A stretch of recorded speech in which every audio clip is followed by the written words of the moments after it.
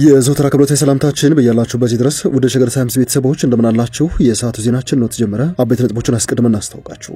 በአመት 111 ሚሊዮን ሊትር ማምረት የሚችለው የኦጋዴን ፈሳሽ የተፈጥሮ ጋዝ ፕሮጀክት በይፋ ተመርቋል። ጠቅላይ ሚኒስትር አብይ አህመድና በአፍሪካ ቁጥር 1 ባለጠጋው አሊኮ ዳንጎቴ በሶማሊያ ክልል ያስጀምሯቸውን ፕሮጀክቶች እንመለከታለን። ከጥቂት ቀናት በፊት የአሜሪካ መንግስት ይፋ ባደረገው ሪፖርት በኢትዮጵያ በአዲስ አበባና በተለያዩ ከተሞች በተለይም በመዲናዋ የተካሄዱ የኮሪደር ልማቶች የባለሀብቶችን ኢንቨስት ማድረግ ፍላጎት ገጥቷል። በርካታ ሰዎችንም ያለ ፈቃዳቸው ከቤትና ከንግድ ተቋሞቻቸው አፈናቅሏል ሲል ይፋ አድርጎ ነበር። ለዚህ ሪፖርት ጠቅላይ ሚኒስትር አብይ አህመድ ለመጀመሪያ ጊዜ ይፋ ምላሽ ሰጥቷል።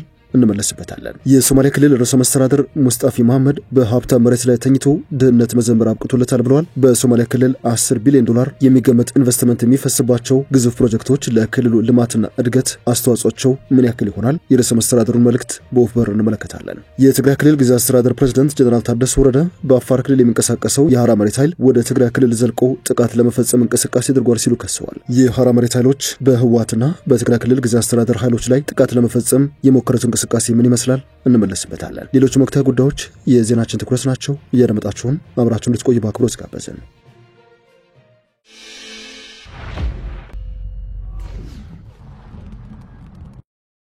ወደ ቀዳሚ ጉዳያችን እናምራ። ጠቅላይ ሚኒስትር አብይ አህመድ በሶማሊያ ክልል ለሚገነቡት የጎዴ ነዳጅ ማጣሪያ ፋብሪካ እንደዚሁም የዩሪያ ማዳበሪያ ፋብሪካ መሰረትን እንደመጠሩን አስታውቀዋል። በኢትዮጵያ ታሪክ ታላቅ ተግባር የተፈጸመበት ዕለት ሲሉ ማወደሰውታል። በትናንትናው ዕለት ወደ ሶማሊያ ክልል ያመራው ጠቅላይ ሚኒስትሩ በማህበራዊ ትስስር ገጻቸው ላይ ባሰፈሩት መልእክት የሁለቱ ፋብሪካ ግንባታ በይፋ መጀመሩን አብስረዋል። በክልሉ ይገነባል የተባለው የጎዴ ነዳጅ ማጣሪያ ሂላል ከተባለው የነዳጅ ስፍራ ድፍድፍ ነዳጅ እንደሚያወጣ እንደሚያጣራና እንደሚያጠራቅም ገልጸዋል። የነዳጅ ማጣሪያ ፋብሪካው በአመት 3.5 ሚሊዮን ቶን ነዳጅ አምርቶ የማቅረብ አቅም እንዳለውም በመልእክታቸው አስፍረዋል። የጎዴ ነዳጅ ማጣሪያ ድርጅት የሚገነባው በጎልደን ኮንኮርድ ግሩፕ እንደሆነም ነው የጠቀሱት። በሶማሊያ ክልል ለዓመታት የነዳጅና የተፈጥሮ ጋዝ ፍለጋ ሲያካሄድ የነበረው ጎልደን ኮንኮርድ ግሩፕ ወይንም GCL በካሉብና ሃይላላ ሳይቶች ሲያከናውን የነበረውን ፕሮጀክት መጀመሪያ ምዕራፍ ማጠናቀቁን የገንዘብ ሚኒስቴር በትናንትናው ዕለት አስታውቆ ነበር። ከገንዘብ ሚኒስቴር አህመድ ሽዴ ጋር የተገናኙት የGCL ግሩፕ ሊቀመንበር ጁጎን ግሻን ቀጣይ ኢንቨስትመንት ምዕራፍ እቅድና ገንዘብ ልወጣን በተመለከተ እንደተነጋገሩ ተሰምተዋል። በቀጣይም ኩባንያው በነዳጅ ማጣሪያ ልማት እንደዚሁም በድሬዳዋ ከተማ የብረት ማቅለጫ ማዕከል መስራት ላይ እንደሚሰማራ አስታውቀዋልም ተብሏል። በተመሳሳይ በዛሬው ዕለት መሰረቱ የተጣለው የዩሪያ ማዳበሪያ ፋብሪካ ደግሞ የኢትዮጵያ ኢንቨስትመንት ሆልዲንግና ዳንጎቴ ግሩፕ ጋር በመተባበር የሚገነባ እንደሆነ ጠቅላይ ሚኒስትሩ ገልጸዋል። ነሐሴ ወር ሁለቱ አካላት ግንባታውን ለማከናወን በተፈራረሙበት ወቅት ዳንጎቴ ግሩፕ የፋብሪካውን 60% ድርሻ እንደሚይዝ፣ ኢንቨስትመንት ሆልዲንግስ ደግሞ 40% ድርሻ እንደሚኖረው ተገልጾ ነበር። ጠቅላይ ሚኒስትር አብይ ለማዳበሪያ ግብዓትነት የሚውለው የተፈጥሮ ጋዝ ከካሉብ ጋዝ ስፍራ እንደሚያወጣ አስታውቀዋል። ፋብሪካው የሚያወጣውን ጋዝ ለማጓጓዝ 108 ኪሎ ሜትር የማጓጓዣ ቱቦ ወይንም ፓይፕላይን እንደሚጠቀም እንደዚሁም በአመት 3 ሚሊዮን ቶን ምርት እንደሚያቀርብ አስታውቀዋል። የማዳበሪያ ፋብሪካው ግንባታ ከ3 ዓመት ብዙም ባልበለጠ ጊዜ ውስጥ እንደሚጠናቀቅ ከዚህ ቀደም ተገልጾ ነበር። ሁለት ተሻጋሪ ፕሮጀክቶች ሲሉ ፋብሪካዎቹን የጠሩት ጠቅላይ ሚኒስትሩ ዛሬ ለኢትዮጵያን ሁሉ የሚያኮራ ታሪካዊ ሁነት ተፈጽሟል ባይ ናቸው። እነዚህ ፕሮጀክቶች የኢንዱስትሪ እድገትን ከማሳየት በላይ ናቸው። እድሎቻችንን የመጠቀም ትብብሮችን የማጠናከርና ሰላምን የማጽናት የጋራ ኃላፊነታችንን የሚያሳዩ ናቸው ሲሉም ግንባታቸው የተጀመሩትን ፋብሪካዎች አሞካሽተዋቸዋል። ከዚህ ጋር በተያያዘ የሶማሊያ ክልል ፕሬዝዳንት ሙስጣፋ መሐመድ በሀብታም መሬት ላይ ተኝቶ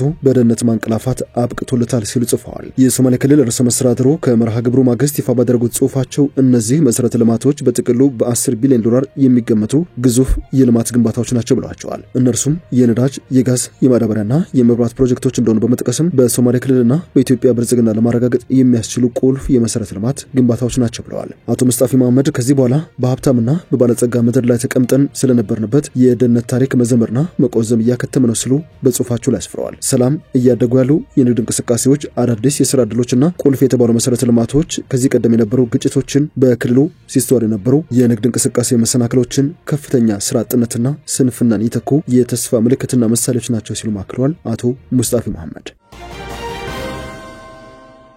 የሰዓቱ ዜናችን እንደቀጠለ ይገኛል። ጠቅላይ ሚኒስትር አብይ አህመድ ለአሜሪካ መንግስት ሪፖርት ምላሽ ሰጥተዋል። ጠቅላይ ሚኒስትሩ የኮሪደር ልማቱን ለኛ ተውልም ባናቸው። ጠቅላይ ሚኒስትር አብይ አህመድ መንግስታቸው አዲስ አበባን ጨምሮ በበርካታ ከተሞች ያካሄዳለውን የኮሪደር ልማት ፕሮጀክት ለማጣጣል የሚሞክሩ ያሏቸውን ሀገራትና ቡድኖች ተችተዋል። አብይ የእናንተን ስራ ስሩ ይህን ለኛ ተውልን ሲሉ ማሳስበዋል ለተቾቻቸው። ጠቅላይ ሚኒስትሩ ከሶማሊያ ክልል መዲና ጅግጅጋ ከተማ በተንቀሳቃሽ ምስል ባስተላለፉት መልእክት ላይ የኮሪደር ልማትን ለማጣጣል የሚሞክሩ ያሏቸውን ሀገራትና ቡድኖች ነው ማንነት ሳይጠቅሱ ምላሽ ሰጧቸው። ጠቅላይ ሚኒስትር አብይ የተናገሩት የአሜሪካ መንግስት በኮሪደር ልማት ፕሮጀክት ምክንያት በ10 ሺዎች የሚቆጠሩ ነዋሪዎች መፈናቀላቸውን የሚገልጽ ሪፖርት ካወጣ ከጥቂት ቀናት ማግስት ነው። የኢትዮጵያን ኢንቨስትመንት አመችነት ሁኔታ የሚዳስሰውና በአሜሪካ ውጭ ጉዳይ ሚኒስቴር መስሪያ ቤት የተዘጋጀው ሪፖርቱ የኮሪደር ልማት ከንብረት መብቶች ጥበቃ አንጻር ስጋት መደቀኑን አመላክቶ ነበር።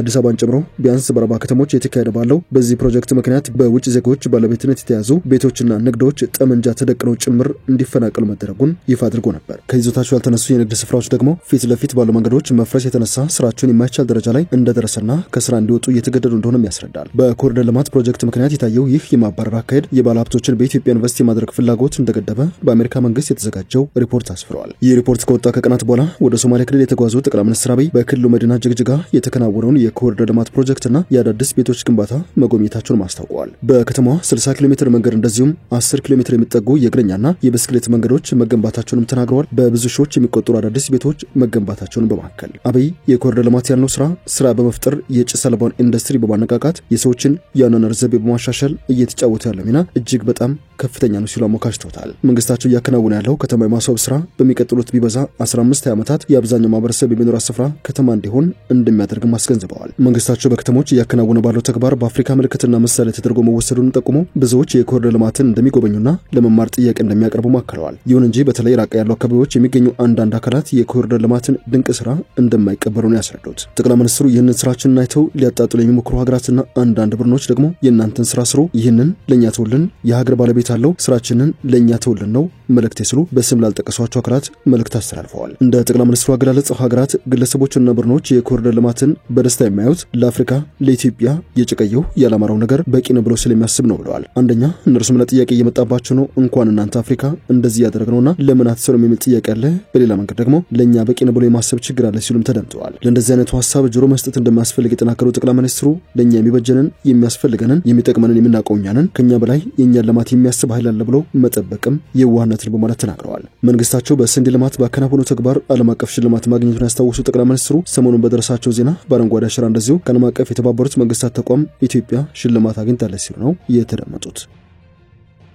ጀነራል ታደሰ ወረደ የሐራ መሬት ታጋዮች ከወደ አፋር ክልል በኩል ወደ ትግራይ ዘልቀው ሊያጠቁ ወታደራዊ እንቅስቃሴ አድርገዋል ሲሉ ከሰዋል። የትግራይ ክልል ግዛት አስተዳደር ፕሬዝዳንት ሌተናንት ጀነራል ታደሰ ወረደ በአፋር ክልል የሚንቀሳቀሱት የነጻ መሬት ታጣቂዎች ጥቃት ሊከፍቱ ግልጽ ሙከራ አድርገዋል ሲሉ ነው የወነጀሏቸው። አሁን ባለው ግልጽ አሰላለፍ በነ ጀነራል ገብረ እግዚአብሔር በየነ ወይንም ወዲያን ጥሩ የሚመራው ሐራ መሬት በ10 ሺዎች የሚቆጠሩ ታጣቂዎችን አደራጅቶ በአፋር ክልል በዋናነት ከዚህ ባለፈ ደግሞ በራያና ጠለምት በተባሉ አካባቢዎች ከሰሞኑ ሲንቀሳቀስ እንደነበረ መገለጹ ይታወሳል። የትግራይ ክልል ግዛት አስተዳደር ባወጣው መግለጫ ግን ራሳቸውን የሰላም ኃይል ብለው የሚጠሩትና በአፋር ክልል አጎራባች አካባቢዎች የሚንቀሳቀሱ የታጣቂ ኃይሎች ከበረሃሌ አካባቢ ነው በህወሓት ታጣቂዎች ላይ ጥቃት ለመሰንዘር ሞክረዋል ሲል ከሰሰው። አስተዳደሩ በትናንትናው ዕለት በሰጠው መግለጫ ጥቃት ለማድረስ ሞክረዋል ብሎ የከሰሳቸው ቡድኖች የአፋር ክልል በረሃሌ ነዋሪዎች ወደፊት እንዲሄዱ በመከልከላቸውና ውጊያ እንዲጀምሩ አንፈቅድም በማለታቸው በበረሃሌ በሰላማዊ ሰዎች ላይ ተኩስ ከፍተዋል ሲል ነው የከሰሳቸው። አስተዳደሩ የአፋር ክልል መንግስትና የኢትዮጵያ ፌደራል ባለስልጣናት ጉዳዩ ሰላምን ሊያደፈርስ ወደሚችል የተባባሰ ጥፋት ከመሸጋገሩ በፊት አፋጣኝ እርምጃ እንዲወስዱ አሳስበዋል። ጊዜያዊ አስተዳደሩ ለውይይትና ለድርድር ክፍት እንደሆነም ገልጾ መሳሪያ አንስተው የትጥቅ ትግል የጀመሩ ኃይሎች ወደ ትግራይ ተመልሰው ችግሮችን በሰላማዊ መንገድ እንዲፈቱም ጥሪ አቅርበዋል። በጊዜያዊ አስተዳደሩ የቀረበውን ውንጀላ ግን በገለልተኛ የመረጃ ምንጮች ማረጋገጥ አልተቻለም። በአፋር ክልል የሚገኙ ታጣቂ ቡድኖች እስካሁን በጉዳዩ ዙሪያ ምላሽ ከመስጠትም ተቆጥበዋል። ነገር ግን ሁኔታው የሚያሳየው ለወራት በትግራይ ኃይሎችና በቅርቡ በተደራጀው የትግራይ ሰላም ኃይል መካከል ያለው አለመግባባት ተባብሶ መቀጠሉ ነው። በቀድሞ የህወሓት ታጋዮችና የፖለቲካ ሰዎች የተዋቀረው ሐራ መሬት ወይንም የትግራይ ሰላም ኃይል የህወሓትንም ሆነ የትግራይ ጊዜያዊ አስተዳደርን ስልጣናቸውን አልቀበልም፣ ህወሓትንም ዳግም ከተቆናጠጠው የትግራይ ክልል ስልጣን ለማስወገድ እታገላለሁ ሲል ከዚህ ቀደም ይፋ አድርጎ ነበር። የትግራይ ክልል ጊዜያዊ አስተዳደር ፕሬዝዳንት ጀነራል ታደሰ ወረደ በበኩላቸው እነዚህ ታጣቂዎች በትግራይ ላይ ጥቃት የሚፈጽሙ ከሆነ ጥቃቱ ከፌደራል መንግስት አሊያም ከአፋር ክልል መንግስት የተሰነዘረ አድርገን እንቆጥረዋለን ማለታቸውም የቅርብ ጊዜ ትዝታ ነው። ሁለቱም ወገኖች እርስ በርስ ግጭት በመቀስቀስ ሲካሰሱም ታይተዋል። የመጀመሪያው ሐምሌ 3 ቀን 2017 በአፋርና በትግራይ ወሰኛ አካባቢዎች በምትገኘው አላሳ ውስጥ የሐራ መሬት ታጣቂዎች ከአፋር ክልል በኩል ወደ ትግራይ ክልል ዘልቀው ሊገቡ ሲሉ መቀስቀሱን የአካባቢ ባለስልጣናት ገልጸው ነበር። ግጭቱን ለማስቆም የሀገር ሽማግሌዎችና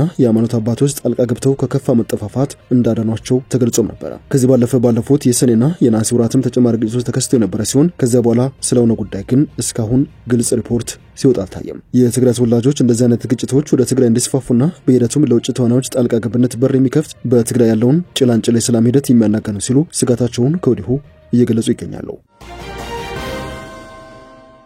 ወደ መጨረሻ ጉዳያችን እናምራ።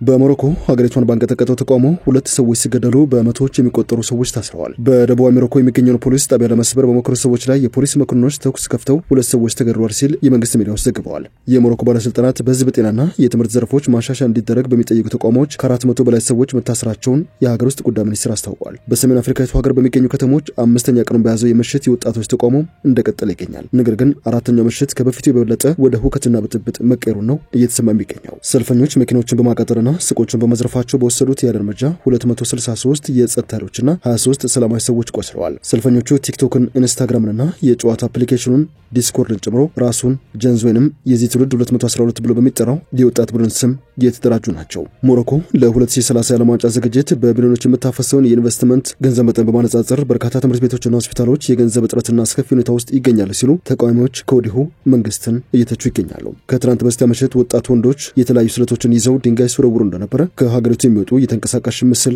ዘገባዎች ያሳያሉ። ከዚህ አመጻን ከቀላቀለው የተቃውሞ እንቅስቃሴ ጋር በተያያዘ እስካሁን ድረስ 409 ሰዎች በፖሊስ ቁጥጥር ስር ስለመዋላቸውም እየተሰማ ይገኛል። ከተቃውሞ ጎን ለጎን በሀገሪቱ የተለያዩ ግዛቶችና ከተሞች መጠነ ሰፊ የአስተዳደርና የንግድ ህንጻዎች፣ ባንኮችና ሱቆች ዝረፋ መፈጸማቸውም እየተገለጸ ይገኛል። ወደ ሸገር ታይምስ ቤተሰቦች የሰዓቱ ዜናችን አበቃ። ስላዳመጣችሁን አመሰግነን። በያላችሁበት ሰናይ ጊዜ።